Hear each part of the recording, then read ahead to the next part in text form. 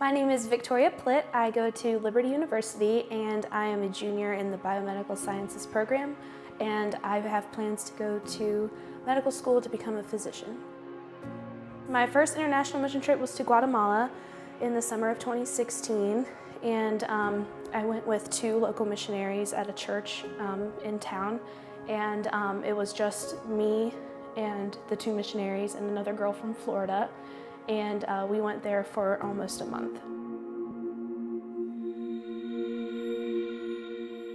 The first couple of days we started working with children at schools, and it was about the fourth day in that I contracted something very strong and very powerful, and it was in that moment where we thought it would just blow over, but it indeed did not, and it lasted for days.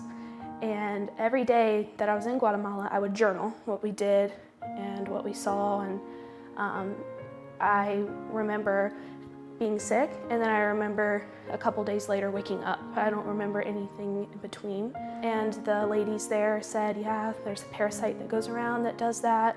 And they went to the hospital and the pharmacy and got me some meds to take.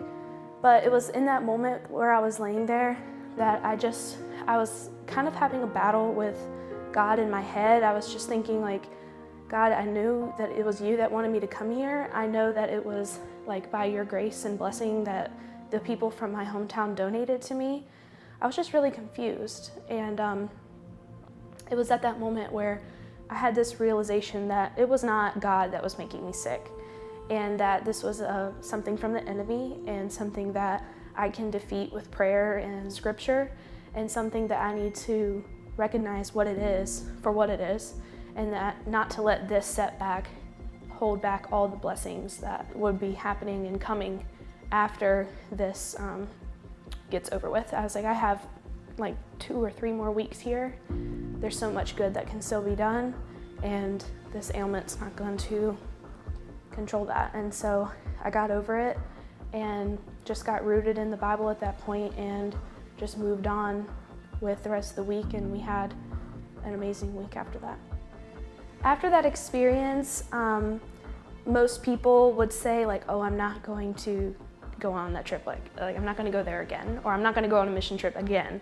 But for me, it was more so, like, once I realized that, like, God will always win and his plan is always superior to ours and to the enemy's, that I just got empowered to go on more. So from there, I went to Romania last summer and worked with girls that were involved with prostitution. And you know, it strengthened my faith knowing that, like, even in our darkest moment, when you're in a 30-degree hut in the middle of the mountains in Guatemala, they're sicker than you've ever been, that, like, even all the way over there, that God doesn't fail.